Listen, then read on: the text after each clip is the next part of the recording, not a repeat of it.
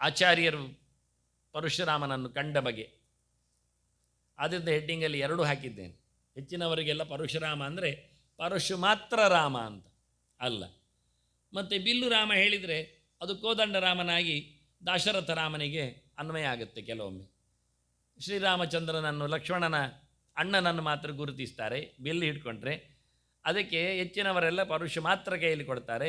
ಪರಶು ಮತ್ತು ಬಿಲ್ಲು ಎರಡೂ ಸಹ ಪರಶುರಾಮನ ಆಯುಧ. ರಾಮನಿಗೆ ಬಿಲ್ಲು ಬಂದದ್ದೇ ಅಲ್ಲಿಂದ, ಅದು ಮುಂದಿನ ಸ್ಲೈಡಲ್ಲಿ ನಾವು ನೋಡುವ ವಿಶೇಷವಾಗಿ. ಹಾಗೆ ಪ್ರಧಾನನಾಗಿ ಎರಡೂ ಕೈಯಲ್ಲಿದ್ದಾನೆ. ಅವನ ಲಕ್ಷಣವೇ ಹಾಗೆ, ಬಹಳ ಸುಂದರವಾಗಿ ಅಂಗಾರವರ್ಣಂ, ಕೆಂಪು ಕೆಂಪು ಮೈಬಣ್ಣದವ, ಅಭಿತೋಂಡ ಬಹಿ ಪ್ರಭಾಭಿರ್ ವ್ಯಾಪ್ತಂ, ತನ್ನ ತೇಜಸ್ಸಿನಿಂದ ಒಳಗು ಎಲ್ಲೆಡೆಯೂ ಬೆಳಕನ್ನು ಚೆಲ್ಲಿದವ. ಪರಶ್ವದ ಧನುರ್ಧರಂ, ಒಂದು ಕೈಯಲ್ಲಿ ಕೊಡಲಿ, ಇನ್ನೊಂದು ಕೈಯಲ್ಲಿ ಬಿಲ್ಲು. ಬಿಲ್ಲು ಯಾವಾಗಲೂ ಇರುವುದು ಎಡದಲ್ಲಿ. ಬೇಕಾದಾಗ ಬಾಣಗಳು ಬತ್ತಳಿಕೆಯಿಂದ ಹೊರಗೆ ಬರ್ತವೆ.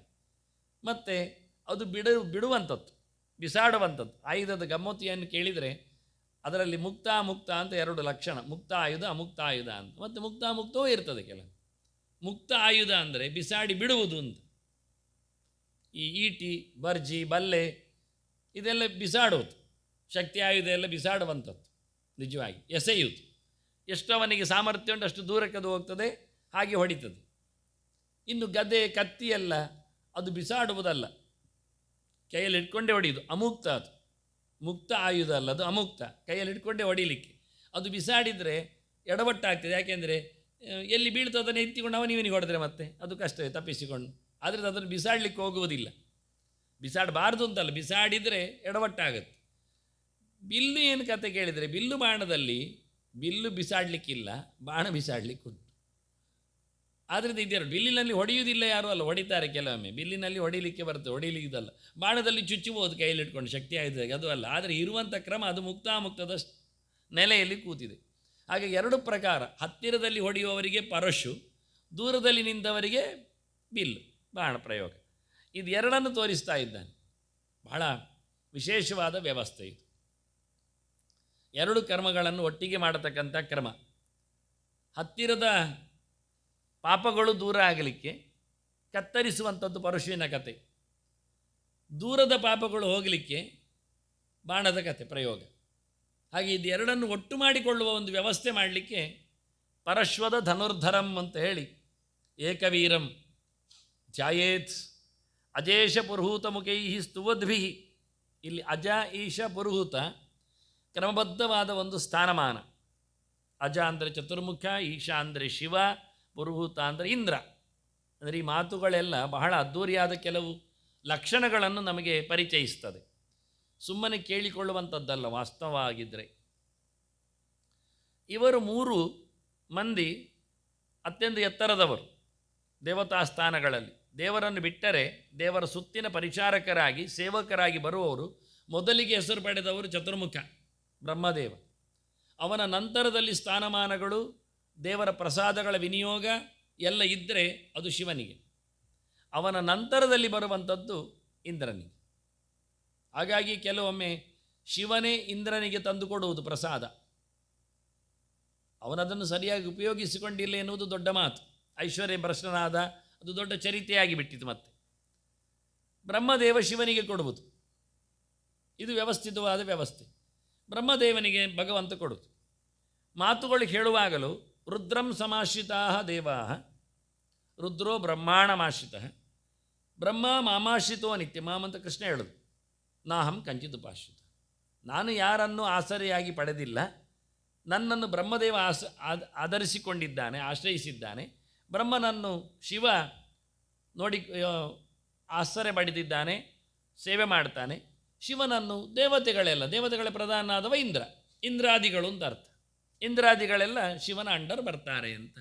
ಹೀಗೆ ಕ್ರಮಬದ್ಧವಾದ ಮಾತುಗಳು ಹೇಳ್ತಾ ಬರ್ತವೆ. ಇದೆಲ್ಲ ಇಲ್ಲಿ ಯಾವುದು ರಾಜಿ ಪಂಚಾಯತಿಗೆ ಎಲ್ಲ ಇಲ್ಲ. ಇದು ನೇರ ನುಡಿಗಳು, ಕೃಷ್ಣನ ಮಾತು. ಇದು ಎರಡು ಮೂರು ಕಡೆಯಲ್ಲಿ ಬೇರೆ ಬೇರೆ ರೀತಿಯಿಂದ ಬಂದಿದೆ. ಇದಕ್ಕೆ ಬೇರೆ ಅರ್ಥ ಮಾಡಲಿಕ್ಕೆ ಆಗುವುದಿಲ್ಲ. ಇಲ್ಲಿ ಎಲ್ಲ ದೇವತೆಗಳು ಒಂದೇ ಆಗಿಬಿಟ್ಟಿದ್ದರೆ ರುದ್ರ ಇತರ ದೇವತೆಗಳು ರುದ್ರನಲ್ಲಿ ಆಶ್ರಯ ಪಡೆದಿದ್ದಾರೆ ಹೇಳುವುದರಲ್ಲಿ ಅರ್ಥ ಕಾಣುವುದಿಲ್ಲ. ರುದ್ರಂ ಸಮಾಶ್ರಿತಾ ದೇವಾಹ ಅಂತ ಹೇಳುವಂಥ ಬಹುವಚನ ಆಶ್ರಿತ ಅಂತ ಪರಿಪೂರ್ಣವಾಗಿ ಅವರ ನಿಲುವು ಇರುವುದು ಅಧ್ಯಯನಕ್ಕಾಗಲಿ, ಅನುಗ್ರಹಕ್ಕಾಗಲಿ, ಅಂದರೆ ಜ್ಞಾನಕ್ಕಾಗಲಿ, ಆನಂದಕ್ಕಾಗಲಿ, ಸೌಖ್ಯಕ್ಕಾಗಲಿ, ಎಲ್ಲಕ್ಕೂ. ಆದ್ದರಿಂದ ಬ್ರಹ್ಮನೇ ರುದ್ರನು, ರುದ್ರನೇ ಇಂದ್ರನು, ಇಂದ್ರನೇ ಗಣಪತಿಯು ಎಲ್ಲ ಹೇಳಲಿಕ್ಕೆಲ್ಲ ಆಗುವುದಿಲ್ಲ. ಈ ಗೆರೆಗಳಿಗೆಲ್ಲ ಎಂಥದೋ ಒಂದು ಲಾಕ್ಷಣಿಕವಾದ ಅರ್ಥಗಳನ್ನು ಮಾಡಿ ಬಿಡಲಿಕ್ಕೂ ಆಗುವುದಿಲ್ಲ. ಇದು ಬ್ರಹ್ಮಾಂಡ. ಇವನು ಅರ್ಜುನ ನೋಡುವಾಗಲೂ ಪ್ರತ್ಯಕ್ಷವಾಗಿ ನೋಡ್ತಾನೆ, ಬ್ರಹ್ಮಾಂಡ ಮೀಶಂ ಕಮಲಾಸನಸ್ತಂ ಅಂತ. ನಾನು ದೇವರನ್ನು ಕಂಡೆ, ದೇವರ ತೆಕ್ಕೆಯಲ್ಲಿ ಬ್ರಹ್ಮನನ್ನು ನೋಡಿದೆ, ಬ್ರಹ್ಮನ ತೊಡೆಯಲ್ಲಿ ಕೂತು ಶಿವನನ್ನು ಕಂಡೆ ಅಂತಾನೆ. ಬ್ರಹ್ಮಾಣಂ ಈಶಂ ಕಮಲಾಸನಸ್ಥಂ, ಕಮಲಾಸನಸ್ಥಂ ಈಶಂ ಕಂಡೆ ಅಂತಾನೆ. ಈಗ ಇದೆಲ್ಲ ತಪ್ಪು ಹೇಳಲಿಕ್ಕೆ ಬರುವುದಿಲ್ಲ ಒಂದೇ ಆಗಿದ್ದರೆ. ಇಂಥದ್ದು ಅನೇಕ ನೂರಾರು ವಾಕ್ಯಗಳಿವೆ. ಎಲ್ಲಿಯೋ ಒಂದೆರಡು ವಾಕ್ಯಗಳಿಗೋಸ್ಕರ ಎಲ್ಲ ಒಂದೇ ಹೇಳತಕ್ಕ ಮಾತುಗಳು ಬಂದರೂ ಇದನ್ನೆಲ್ಲ ಹೊಡೆದಾಕಲಿಕ್ಕೆ ಆಗುವುದಿಲ್ಲ. ಮತ್ತು ಇಂಥ ವಾಕ್ಯಗಳಿಗೆಲ್ಲ ಬಹಳ ಸುಂದರವಾದ ಅರ್ಥಗಳಿರ್ತವೆ. ಅವರೆಲ್ಲ ಒಂದೇ, ಶಿವನು ವಿಷ್ಣುವು, ಅವರಲ್ಲಿ ಯಾವುದೇ ರೀತಿಯಾದ ಭೇದ ಇಲ್ಲ. ಹೌದು, ಅವರಲ್ಲಿ ಯಾವುದೇ ರೀತಿಯಾದ ಭೇದ ಇಲ್ಲ. ಯಾವುದರಲ್ಲಿ? ವಿಷಯದಲ್ಲಿ, ಮತಿಯಲ್ಲಿ. ಇಬ್ಬರಲ್ಲಿ ಕಾಂಟ್ರವರ್ಸಗಳೆಲ್ಲ, ಇಬ್ಬರು ಒಂದೇ ರೀತಿಯಾಗಿದ್ದಾರೆ ಅನುಗ್ರಹ ಮಾಡುವಲ್ಲಿ ಎಲ್ಲ ಅಂತ. ಹೀಗೆ ಮತ್ತೈಕ್ಯ, ಸ್ಥಾನೈಕ್ಯ, ಇಂಥ ವಿಷಯಗಳಲ್ಲೆಲ್ಲ ಏಕತ್ರವಾದ. ಇಲ್ಲದಿದ್ದರೆ ಮಗ ಹೇಳುವುದು ಎಲ್ಲಿಗೆ ನಾವು? ಎಂಥ ವ್ಯಕ್ತಿಗಳನ್ನು ಕೇಳಿಕೊಂಡ್ರು ಒಂದೊಮ್ಮೆ ನಾವು, ಗಣಪತಿ ಅಂದಾಗ ಸಾಮಾನ್ಯ ವಿಷಯ ಇದು. ಗಣಪತಿ ಅಂದಾಗ ಶಿವನ ಮಗ ಅಂತ ಹೇಳುವುದು ಎಲ್ಲರೂ ಹೊರತು ಶಿವನೇ ಗಣಪತಿ ಅಂತ ಹೇಳಲಿಕ್ಕೆ ಹೋಗುವುದಿಲ್ಲ. ಹೇಳಿದರೆ ಯಾರಿಗೂ ಇಷ್ಟವೂ ಆಗುವುದಿಲ್ಲ. ಅದು ಬೇಡ, ನಾನು ಗಣಪತಿ ಪೂಜೆ ಇಲ್ಲದ್ರೆ ಮೊದಲ ಪೂಜೆ ನಿನಗೆ ಗಣಪತಿ ಹೇಳಿದರೆ ಅದು ಎಲ್ಲರೂ ಒಂದೇ ಅಂತಂದ್ರೆ ಆಗುವುದು ಹೇಗೆ ಆಗುವುದು ಮೊದಲ ಪೂಜೆ ಅಂತ? ನಾನು ಗಣಪತಿ ಪೂಜೆ ಮಾಡಿಯೇ ಶಿವ ಪೂಜೆ ಮಾಡೋದು ಅಂತ ಹೇಳಿದವನಿಗೆ ಒಬ್ಬರೇ ಆಯ್ತಲ್ಲ ಪೂಜೆ, ಗಣಪತಿ ಶಿವ ಆದರೆ ಮುಗಿದೋಯ್ತಲ್ಲ. ಆದ್ದರಿಂದ ಇದೆಲ್ಲ ಬಾಯಲ್ಲಿ ಹೇಳಲಿಕ್ಕೆ ಸುಲಭ ಕಾಣ್ತದೆ, ಆದರೆ ಅದು ಅಧಿಕೃತವಾಗಿ ವ್ಯವಸ್ಥೆ ಆಗುವುದಿಲ್ಲ. ಇಂಥದ್ದೇ ಬ್ರಹ್ಮನ ಮಗ ಆಗಿರುವಾಗ, ನಾಭಿಕಮಲದಲ್ಲಿ ಬಂದಾಗ ಕೊನೆಗೆ ಬಂದವನು ಯಾರು, ಇದ್ದವನು ಯಾರು ಅಂತ ಅದು ನೂರಾರು ವರ್ಷಗಳ ಕಾಲ ಇತಿಹಾಸಗಳಿವು. ಅದನ್ನು ಇಲ್ಲಿ ಅಜ ಈಶ ಪುರೂತ ಮುಖೈಗಿ ಅಂತ ಹೇಳುವಲ್ಲಿ ಇಷ್ಟು ತಾತ್ಪರ್ಯಗಳುಂಟು. ಅವರವರ ಸ್ಥಾನಮಾನದಲ್ಲಿ ಅವರವರು ಪೂಜೆ ಮಾಡುವ ಕ್ರಮ. ಮತ್ತು ನನಗೆ ಇನ್ನೊಂದು ಅರ್ಥ ಇದೆ ಇಲ್ಲಿ ವಿಶೇಷವಾಗಿ. ಅಜ ಅಂದರೆ ಅಕಾರಾದಿಗಳಿಂದ ಶುರು ಮಾಡುವ ಭಗವಂತನ ರೂಪ ವಿಶೇಷದಲ್ಲಿ ಅಜ ಅಂತ ಇರುತ್ತೆ. ಹಾಗೆ ಈಕಾರದಲ್ಲಿ ಈಶ ಇದ್ದಾನೆ, ಆದರೆ ಅಜ ಆನಂದ, ಇಂದ್ರ ಈಶ ಅಂತ.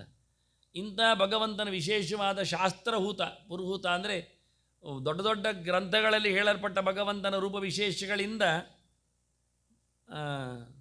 ಭಗವಂತನ ರೂಪಗಳು ಸುತ್ತುವರಿದಿರ್ತವೆ ಅಂತ. ಆಗ ಅದರಲ್ಲಿ ಭಗವಂತ ತನ್ನನ್ನು ತಾನು ಧ್ಯಾನ ಮಾಡಿದಾಗೆ, ಪೂಜೆ ಮಾಡಿದಾಗೆ, ಸುತ್ತುವರಿದಾಗೆ, ಕೈ ಮುಗಿದಾಗೆ ಎಲ್ಲ ನಾಟಕ ಮಾಡ್ತಾನೆ. ಹೀಗೆ ಇಂಥ ಅನೇಕ ಅರ್ಥಗಳು ಇಲ್ಲಿವೆ. ಕೇವಲ ಭಗವಂತ ಮಾತ್ರ ಅಲ್ಲ, ದಾಸರು ಮಾತ್ರ ಅಲ್ಲ, ಇನ್ನಿತರ ರೂಪ ವಿಶೇಷಗಳ ಚಿಂತನೆಗಳು ಬರುವ ಹಾಗೆ ಸ್ತುವದ್ಭಿಹಿ ಆವೀತಂ, ಎರಡನೇ ಅರ್ಥದಲ್ಲಿ ಸ್ತುವದ್ಭಿಹಿ, ಮೊದಲ ಅರ್ಥದಲ್ಲಿ ಆವೀತಂ ಅಂತ. ಪುರುಹುತಮೈಕೈ ಆವೀತಂ. ಆನಂತರ ಜೀವರಾಶಿಗಳಾಗಿದ್ದರೆ ಬ್ರಹ್ಮೇಶಂ ಪುರುಹುತರು, ಅವರಿಂದ ಸ್ತುವದ್ಭಿಹಿ. ಆತ್ಮಬೋಧವೀಂ ಪ್ರತಿಪಾದಯಂತಂ, ತನ್ನ ಬಗ್ಗೆ ಜನರಿಗೆ ಹೇಳಿಕೊಡುವಂತೆ ಇವರಿಬ್ಬರನ್ನು ಚಿಂತನೆ ಮಾಡಲಿಕ್ಕೆ ಉಂಟು. ಪರಶುರಾಮನ ಎರಡು ಆಯುಧಗಳ ವಿಶೇಷತೆ ಅಂತ ಅನುಸಂಧಾನಕ್ಕೆ ಮೊದಲವನ ಅನುಸಂಧಾನ ಮಾಡುತ್ತಾ, ಮತ್ತು ನನ್ನದು ಯಾವಾಗಲೂ ವಿಶೇಷತೆಯನ್ನು ಕೇಳಿದರೆ ಪೂಜೆಯಲ್ಲಿ 12 ಭಗವಂತನ ಹೆಸರುಗಳನ್ನು ಚಿಂತನೆಗೆ ತರುವಂಥದ್ದು.